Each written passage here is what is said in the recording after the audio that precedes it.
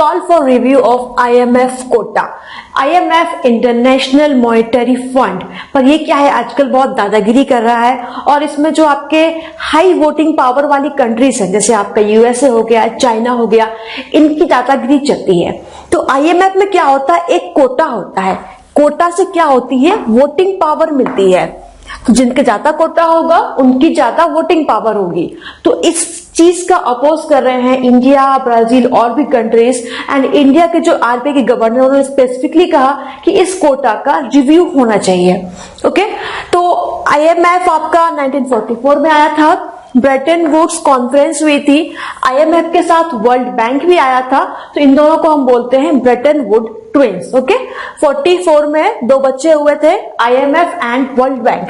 Currently 190 countries IMF की member हैं। Okay, अब ये कोटा क्या होता है, कोटा क्या होता है कि जब भी कोई कंट्री IMF को ज्वाइन करती है तो उसे कुछ पैसे खिलाने पड़ते हैं, मतलब देने पड़ते हैं, उसको बोलते हैं उसका IMF में कोटा।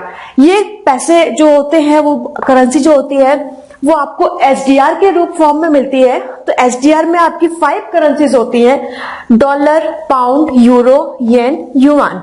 मींस जितना भी किसी कंट्री ने करेंसी दिया है उस करेंसी को SDR में कन्वर्ट कर दिया जाएगा और उसका प्रॉपर जो पूरा रिजर्व है IMF का, इंटरनेशनल जो रिजर्व है, उसका कितना परसेंटेज बन रहा है, तो वैसे करके उस कंट्री का कोटा बनेगा। क्लियर? जैसे इंडिया है, इंडिया का करंटली IMF में 2.76% कोटा है। ओके, जितना भी IMF के पास SDR का रिजर्व है उसमें 2.76% इंडिया ने कंट्रीब्यूट किया है। तो इंडिया को वोटिंग पावर कितनी मिलेगी, IMF के जो भी डिसीजंस होंगे 2.76%। इंडिया की जो रैंक है वो 13th है, 13th largest Kota holder.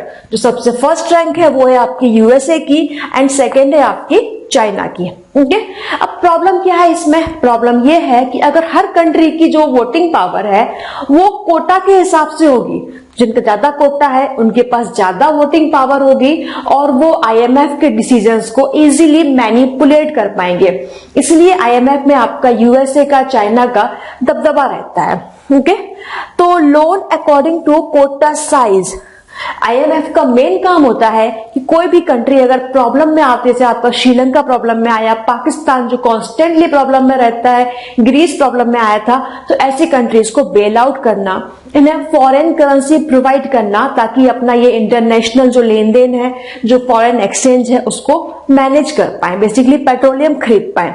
Clear? But loan कितना मिलेगा वो डिपेंड करेगा उनके कोटा साइज पर। जितना आपने कंट्रीब्यूट किया है उसी हिसाब से आपको प्रोपोर्शनली आपको लोन मिलेगा। क्लियर? First thing.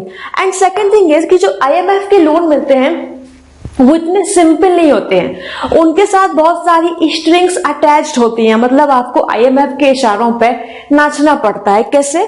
कि fiscal austerity. Okay, fiscal austerity word याद रखना, मतलब होता है कि भाई तमीज से रहो, फालतू खर्चे मत करो, सरकारी रेवड़ियां मत बांटो। ओके, एंड इलेक्शंस में फालतू खर्चे मत करो, गवर्नमेंट एम्प्लॉयज की सैलरी रैशनलाइज करो, और जो गवर्नमेंट जो फ्री में आपको देते हैं, सब्सिडीज देती है, स्कॉलरशिप्स देती है, तो इन सब को भी क्या करो, मिनिमाइज करो।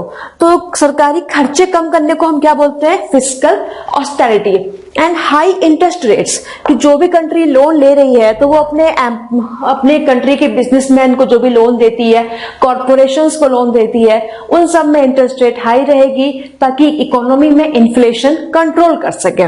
ओके, तो इस सब से क्या होता है कि इकोनॉमी हर्ट होती है। Okay, so for all these reasons कि भाई इक्वालिटी नहीं है, वोटिंग पावर अलग अलग सबकी होती है, कुछ कंट्रीज का दबदबा है। Okay, so for all these reasons जो कोटा बेस्ड वोटिंग सिस्टम है उसका बहुत सारी कंट्रीज अपोज कर रही हैं, जिनमें इंडिया भी एक है। Thank you.